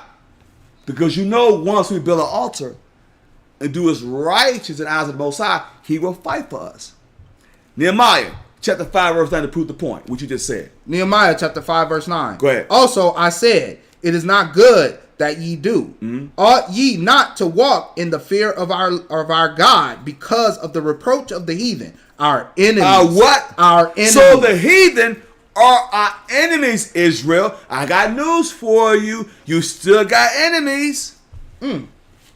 Just because you join hand with them, it makes no difference. You think I'm joking? Proverbs chapter 11 verse 21. You may join hands when they don't like you. Hand join in hand. So, you know, the Bible just said the heathen are enemies. Who you gonna believe? So you may hold hands with them, they still don't like you. I don't care how much you coon for them. They ain't gonna like you. Proverbs chapter 11 verse 21. Prove the point. Proverbs chapter 11 verse 21. Go ahead. Though hand join in hand. Though you may join hand with them. Though hand join in hand. Go ahead, read, brother, read. The wicked shall not go unpunished. The wicked shall not go unpunished. I don't care if you hold hands and say kumbaya. Makes no difference. They must pay for what they've done to our people. They must pay. And they are enemies. The Bible just said, was that it on it? Was that it? But the seed of the righteous. But the seed of the righteous, though. Go ahead and read. Shall be delivered. Shall be delivered. Why? Because we are not following the ways of the heathen, of the ungodly. That's why we shall be delivered. That's why Jesus Maccabees and their brother was being delivered. Go back to 1 Maccabees, chapter 5. I want verse 3 now. 1 Maccabees chapter 5 verse 3. Go then ahead. Judas fought against the children of Esau. Whoa, he fought against who? The children of Esau. What that shows you is Judas was not an Edomite. I hope y'all understand something. Pay attention, Israel. What this verse shows you is Judas was not an Edomite. Because how can he be? Because how can he be if he fought against Esau? So this way it shows, this proves to our people that the Maccabees was not white. They was not Edomites. It just read it again. Make sure they understand. Go ahead, read. 1 Maccabees chapter 5 verse 3. Go ahead. And Judas fought against the children of Esau. So if he was an Edomite, he'd be fighting against himself. Our own people. So it's showing you that the Maccabees was not Edomites. Right. Or else it would.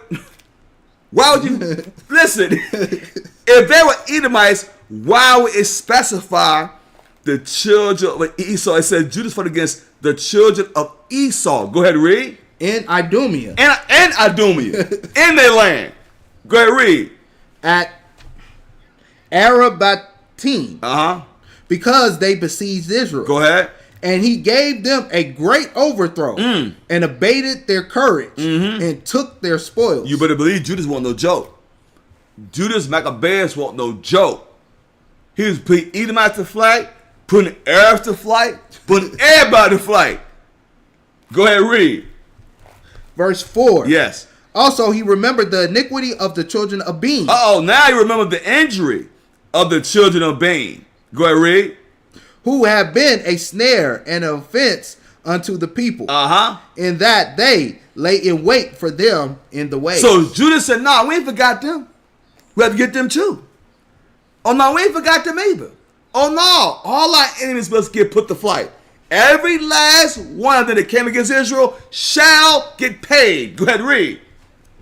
Verse 5. He shut them up therefore in the tower and encamped against them and destroyed them utterly. Go ahead, read.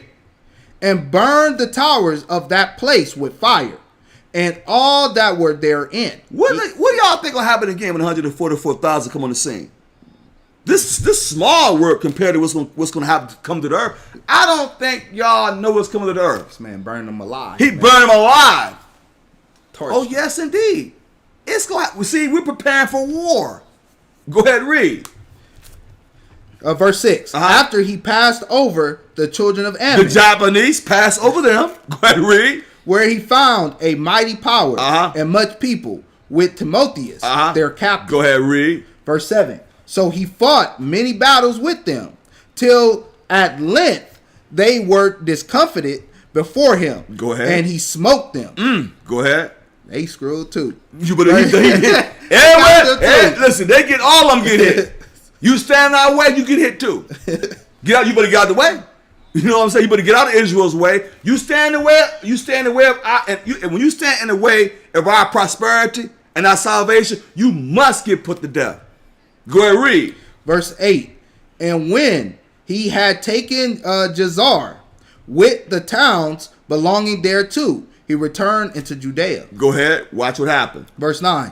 Then the heathen that were at Gilad assembled themselves together against the Israelites. You see the heathen of the nations. You see what they're doing, right? Like you said, Ben, what they're doing.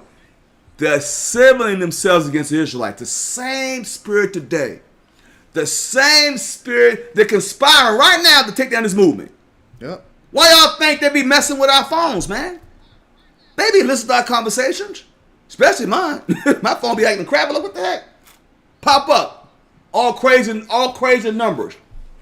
Okay? Trying to stop our videos. They're trying to stop the movement. Okay? Go ahead, read. That were in the quarters to destroy them. But they fled to the fortress of Dethermira. Go ahead, read. Verse 10. And sent letters unto Judas and his brethren. The heathen that are round about us are assembled together against us to destroy us. So now Judas understands that the heathen around about us are conspiring to kill us now. So Judas had to get everything in order, get the men together, prepare for battle, prepare for war. Go ahead, read. Verse 11. And they are preparing to come and take the fortress there, whereunto we are fled. Timotheus being captain of their host. Go ahead, brother. Verse 12. Come now, therefore, and deliver us from their hands, for many of us are slain. Verse 13. Yea, all our brethren that were in the places of Toby are put to death. Their wives' place of Toby to be put to death. Their wives and their children also they have carried away captives and borne away their stuff. And they have destroyed there about 1,000 men. Then jump to verse 16, because now these words came to Judas. He must strategize how he must go against the heathen. Go ahead, read. Verse 16. Now when Judas and the people heard these words, they were assembled a great congregation together to consult what they should do for their brethren. Okay. That were in trouble and assaulted of them. So now what Judas did, Judas said, you know what? We have to assemble together and get all our men together to do what? To avenge our brothers.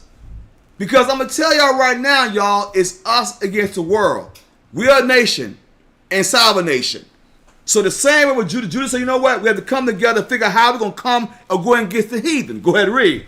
Verse 17. Then said Judas unto Simon, his brother, go ahead. Choose thee out men, and go and deliver thy brethren that are in Galilee. Go ahead. For I and Jonathan, my brother, will go into the country of Galilee. Because now what Judas is doing, Judas is giving instructions. Okay, go. I need you to go over to Galilee. I need you to go over here to take our brethren back. Right? Go ahead, read. Go ahead, read. Verse 18. So he left Joseph, the son of Zacharias, and Azarias, captains of the people, with the remnant of the host in Judea to keep it. Now watch what Judas said to them. That's why it's very important, brothers and sisters, to take orders. Do not be self-willed.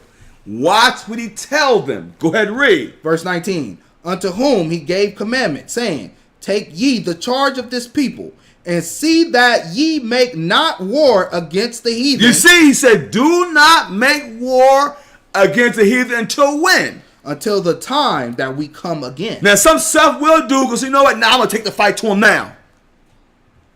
Judas is strategizing. He said, listen, do not do this until I come back again, because you have a strategy on hand. Do not be self-willed. Go ahead and read.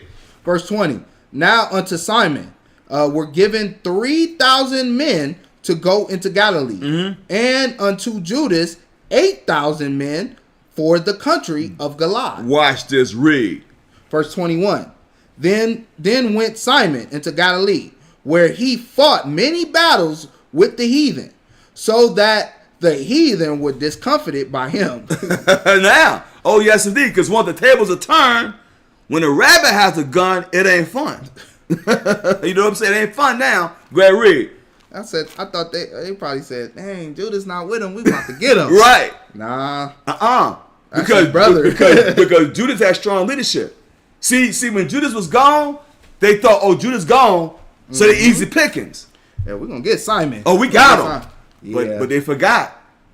They all on one accord. Exactly. You can't. You see, they think, oh, we got him now because Judas gone. But if got Simon, gonna carry out the orders. Right. He ain't gonna be self-willed. See, he gonna carry out the orders of the mission. He will not be self-willed. Go ahead, read. Verse 22.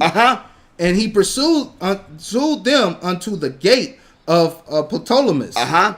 And there were slain of the heathen about 3,000 men, whose spoils he took. You see what happens when you don't want accord? You would never be out of context with the Most High if you stay on one accord, in one spirit, in one body, in one mind. Because once you go off in madness, the Lord ain't with you. Because you're in chaos, okay? Go ahead, read. Read, brother, go ahead.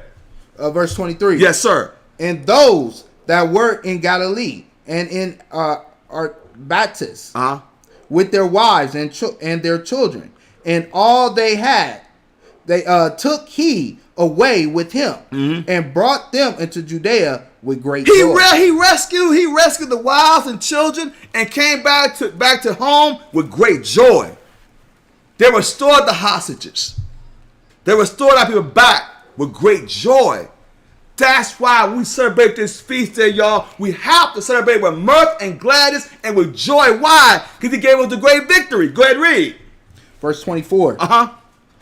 Judas Maccabees also and his brother Jonathan went over Jordan and traveled 3 days journey in the wilderness. But watch this, read. Verse 25.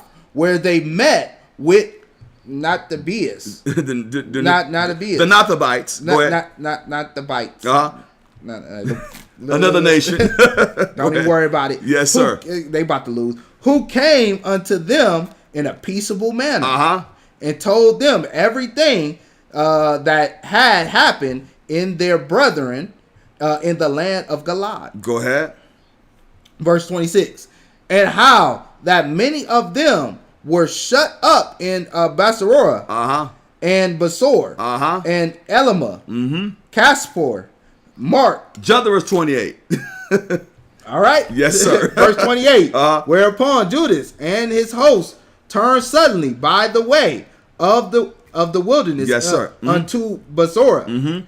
And when he had won the city, he slew all the males with the edge of the sword. Why would he slew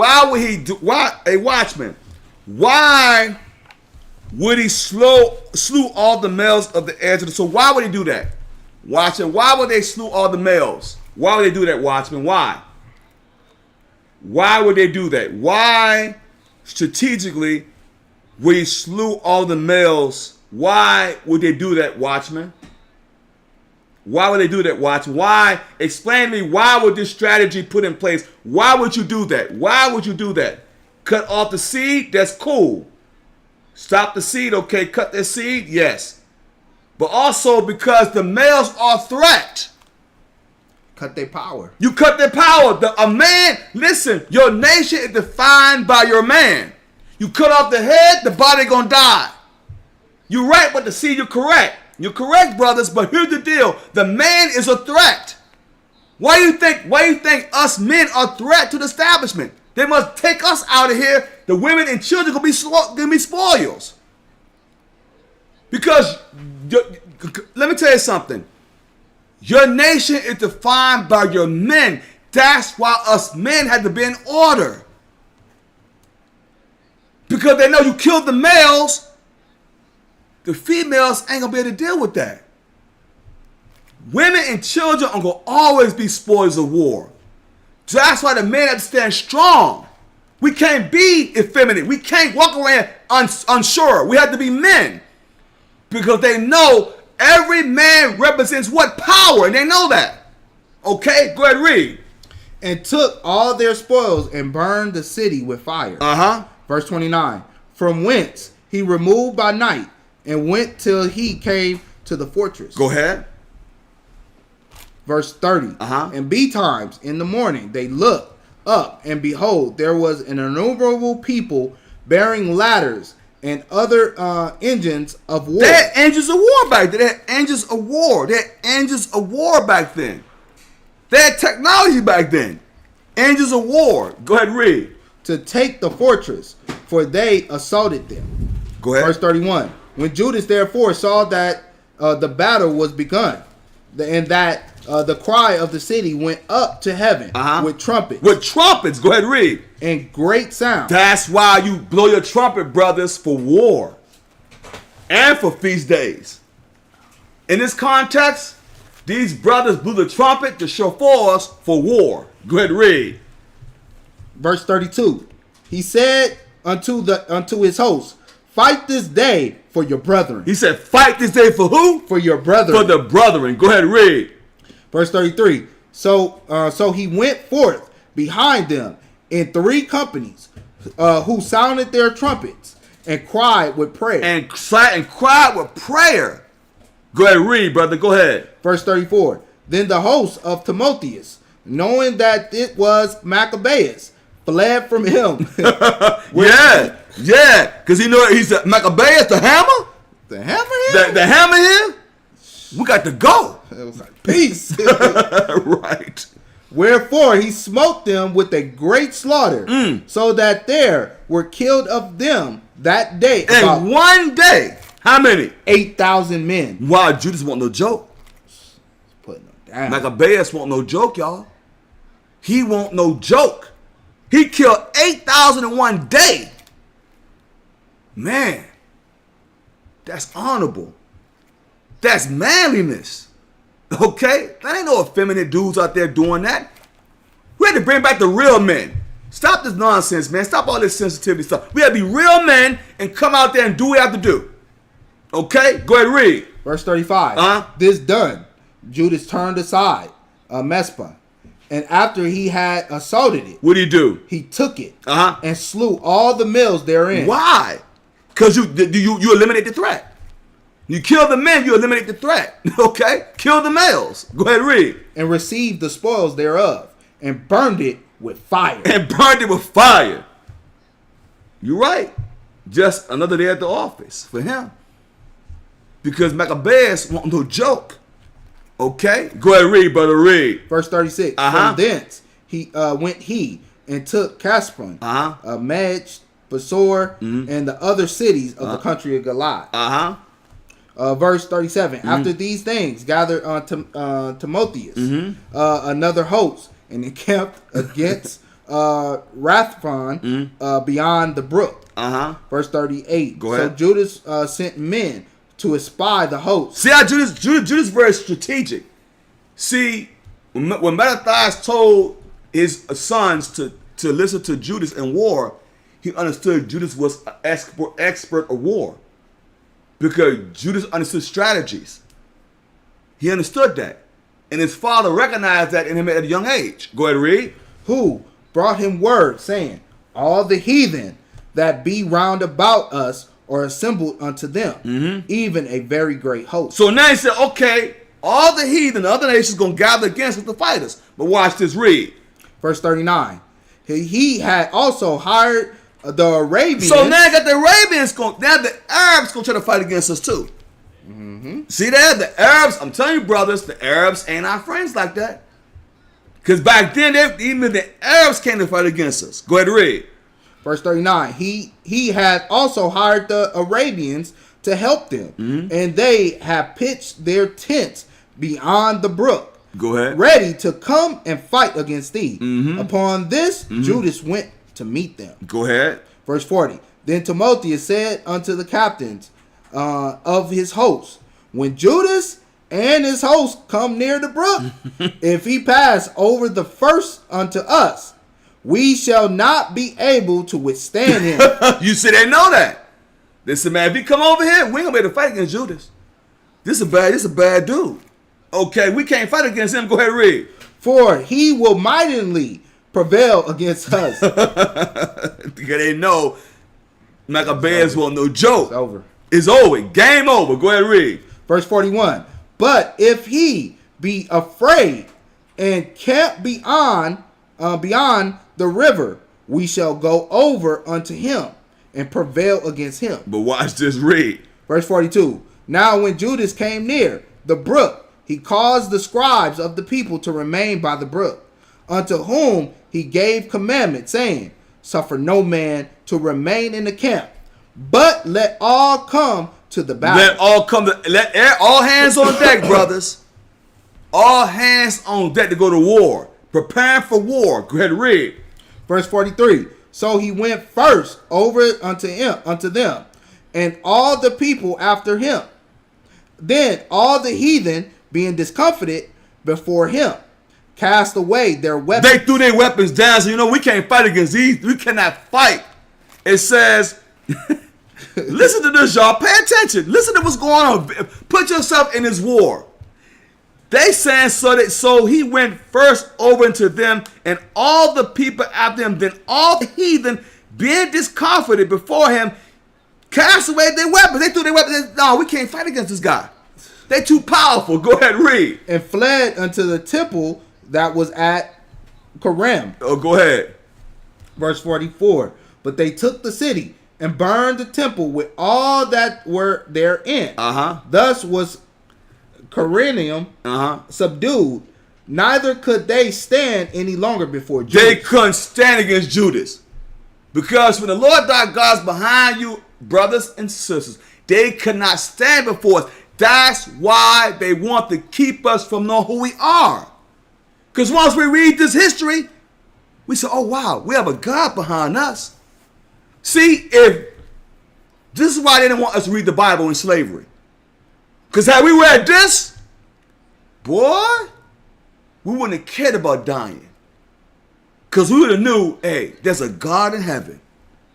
This would have inspired our people. Why y'all think they kept us from reading? If you kept the Bible in your hand during slavery, you was put to death. Especially if you read this. If you read this, brothers and sisters, we would have been like, slavery probably ended in what, 2 days? I'm telling you. Because if we read this is inspirational. I'm telling you, it make me right now and say, you know what? Let's go get the sword. But we have to wait till Christ come back, though. Not now. Not now. When Christ come back. Go ahead and read. Verse 45. Then Judas gathered together the Israelites that were in the countries of Galilee, from the least unto the great. From the least to the great. He's gathering the people. He's saving the people from captivity. Go ahead and read. Even their wives and their children and their stuff. Stuff. A very great host to the end they might come unto the land of Judah. So Judas is gathering the people. He's rescuing them from captivity. Okay? Go ahead, read, brother. Go ahead. Verse 46. Now when they came unto Ephron, this was a great city in the way as they should go, very well fortified. They could not turn from it, neither on the right hand or on the left. Go ahead. But must needs pass through in the midst of it. Go ahead. Verse 47. Then they of the city shut them out and stopped up the gates with stones. Verse 48. Whereupon Judas sent unto them in peaceable manner, saying, Let us pass through your land to go into our country, and none shall do you any hurt. Go ahead. We will only pass through on foot. Howbeit, they would not open unto him. So now Judas said, you know what? He told him, he said, look, we're going to pass through peacefully. If you don't bother us, we won't bother you. But they refused Judas. So now some people have to die now. That's the only way to go, man. Right. I mean, right. What else you gonna do? Yeah, he asked him, he was peaceable. Look, okay, we're going to go to your land. We ain't going to bother nothing. We just pass it through. But then they refused. Y'all know y'all set that land up and there was nowhere else to go. Right. It was the only way to go. Right. Y'all knew that. Right. Now you about to get the Gita. Now you gonna get hit. Go ahead, read. Verse 49. Wherefore Judas commanded a proclamation to be made throughout the host that every man should pitch his tent in the place where he was. Go ahead, read, brother. Verse 50. Uh-huh. So the soldiers pitched and assaulted the city all that day and all that night, till the length of the city was delivered unto his hand. Verse 51. So then slew all the males with the edge of the sword, and razed the city, and took the spoils thereof, and passed through the city over them that were slain. Verse 52. After this went they over Jordan into the great plain before Bethsan. Verse 53. What? And Judas gathered together those that came behind, and exalted the people all the way through, till they came into the land of Judea. Jump to verse 61. We're almost done. How much time we have? Hour 52. Okay, I'm gonna be finishing up pretty soon. We're gonna continue this, y'all, throughout the closeout because it's a week-long feast. But I want to just give you a little inkling of what's going on with Judas Maccabees, how they had great battles and took the spoils of the heathen. All right. I want verse 61. Go ahead, read. Verse 61. Well, First Maccabees chapter 5, verse 61. Thus was there a great overthrow among the children of Israel, because they were not obedient unto Judas and his brethren, but thought to do the same valiant act. Okay, ahead. Verse 62. Moreover, these men came not of the seed of those by whose hands deliverance was given unto Israel. Verse 63. Howbeit the man Judas and his brethren were greatly renowned in the sight of all Israel. Why? Because they were fighting for Israel. They were fighting for the nation, and they were doing it in a very violent way with honor. So all you have in Israel is your name. When we prove that, hold that. Proverbs chapter 22, verse 1. Because they had a great name. That's why we celebrate the feast dedication right now, because of the Maccabean revolt. Okay? Thousands of years ago, we're still celebrating this because of his name. Matthias and Judas Maccabees. You have books named Maccabees. Right. Because their name was great as a memorial. So how be it for you? Your name is all you got. That's why you can't stand your name with nonsense. These men are being renowned. These men now were renowned, being celebrated today. They're being celebrated today.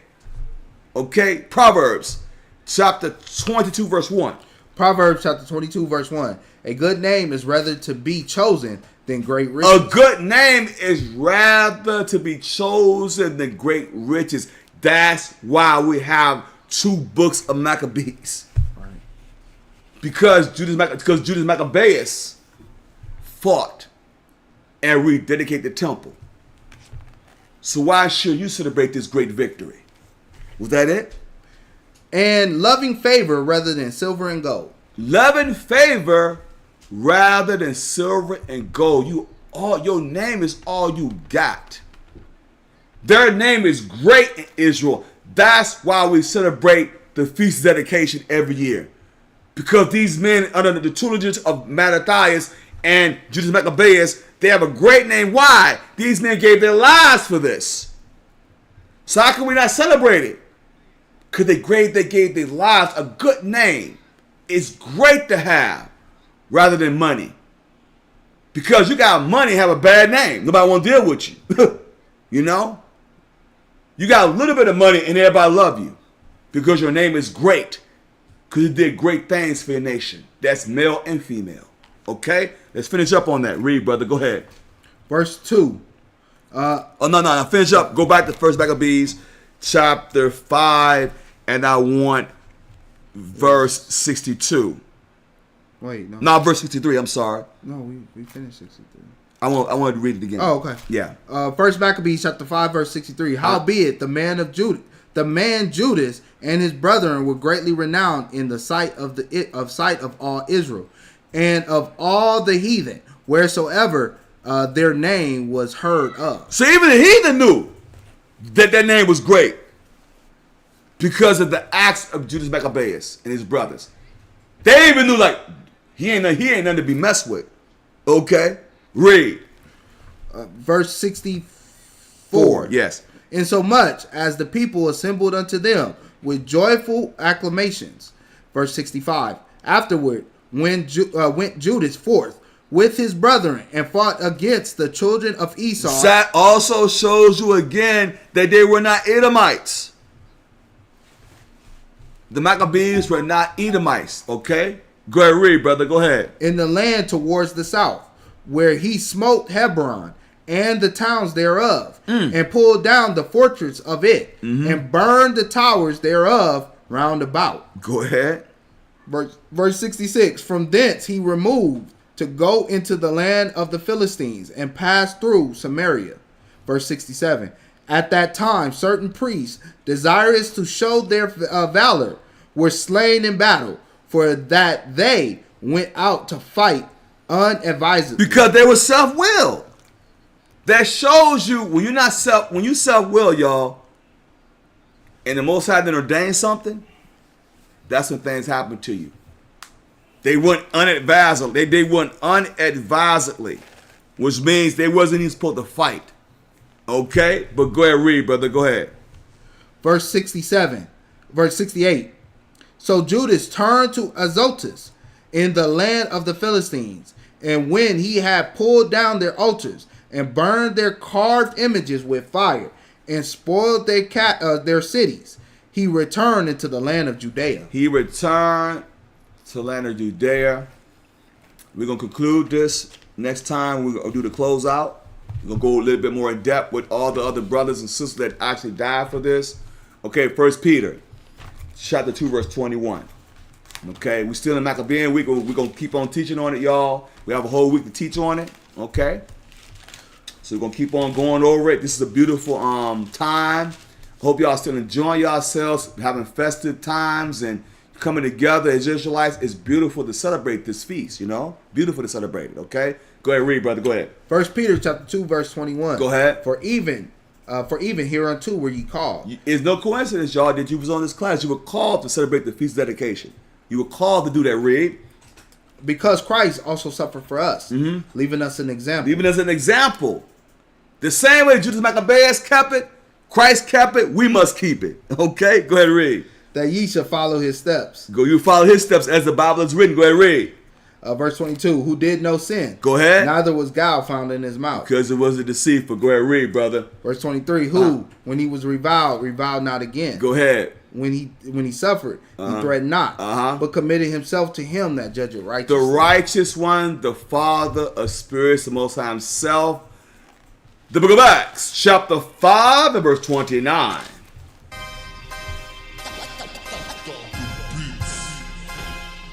The book of Acts, chapter 5 and verse 29. Go ahead. Then Peter and the other apostles answered and said, we ought to obey God rather than men. We ought to obey God rather than men. Beautiful, beautiful, beautiful. Beautiful, everybody. Beautiful. That's right. Show forth the armed guards. That's our armor. Okay? For the Most High's jewelry. Look them up. Look them up, everyone. Doing great works, okay? But also, we don't get the Most High Christ all the praise and glory for allowing us to teach His word in spirit and in truth. We pray y'all got some on today's topic. We pray y'all did. Enjoy the feast, y'all. Enjoy the feast. Please enjoy it. because Israel, we're all we got. Also, we'll give a shout out to the other elders, the bishops, the deacons, the priests, the women out there doing great works. Keep up the works, ladies. Also, please send up your arms. Help us build a nation. The donations that you've been sending, they're going to great works, everybody. Thank you for your donations as well. Okay? Also, let's prepare ourselves, y'all, to enjoy the family outings tomorrow. We're going to be having the 90s. They call it the 90s theme thing. Oh, my God. Y'all might have saw my picture. My old picture. In the 90s, showing my age, you know. We're all having a great time. Hopefully, everybody show up and have a great time, everybody. It's beautiful to do this work. It's a privilege, y'all. All praises. Also, come join the force. Come join the family. Come help us build. Why? Because the labors are few, but the harvest is great. All praises to the Most High Christ. We're about to go ahead and do the break of the bread. Okay? So y'all understand what we're doing, okay? It's called the breaking of the bread. All right? This isn't called communion. What you're doing is called the breaking of the bread. What this symbolizes, y'all, is that you understand that this is 100% of the truth, that you understand it. Okay? I'm going to tell you this. If you're not sure, if you're not 100% sure, don't partake. Okay? The reason I say that, brothers and sisters, also have to be 20 and up to do it as well. Children shouldn't do this. The reason why I say that, y'all, because if you go back into the world, or you denounce Christ, what you've done, you blaspheme the Holy Ghost, which means you won't be forgiven in this world or the next, which means the Most High Christ will kill you. So we urge you, brothers and sisters over 20, if you're compelled to do this, do it at your own pace. Do it because you believe this, not because we want you to do it, because we don't have a heaven and hell to put you in. So we urge you, please make sure you take your time, understand what you're doing, okay? So 1 Corinthians chapter 11, verse 23. 1 Corinthians chapter 11, verse 23. For I have received of the Lord that which also I delivered unto you. That the Lord Jesus, the same night which he was betrayed, took bread. Go ahead. Verse 24. And when he had given thanks, he brake it and said, Take, eat, this is my body which is broken for you. This do in remembrance of me. Verse 25. Go after ahead. the same manner also, he took the cup after he had supped, saying, This cup is the New Testament in my blood. This do ye oft that you drink it in remembrance of me. Verse 26. For as often as ye eat this bread and drink this cup, ye do show the Lord's death till he come. Verse 27. Wherefore, whosoever shall eat this bread and drink this cup of the Lord unworthily shall be guilty of the body and blood of the Lord. Go ahead. Verse 28. But let a man examine himself, and so let him eat of that bread and drink of that cup. Go ahead. Verse 29. For he that eateth and drink it unworthily, eateth and drink it damnation to himself, not discerning the Lord's body. Verse 30.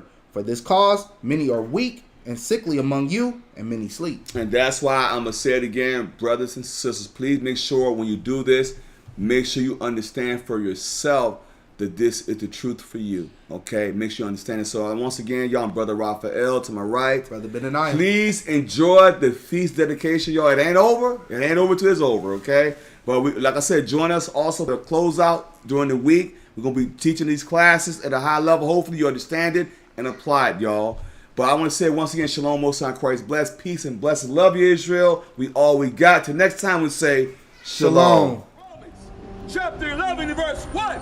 I say then, hath God cast away his people? Has God cast away his people? You so-called blacks and Hispanics, the Israelites, have God cast away his people? Read. God forbid. Meaning no. God has not cast away the Israelites. Read. For I also am an Israelite. Paul said, I also am an Israelite. That's the New Testament. Read. Of the seed of Abraham. Of the tribe of Benjamin.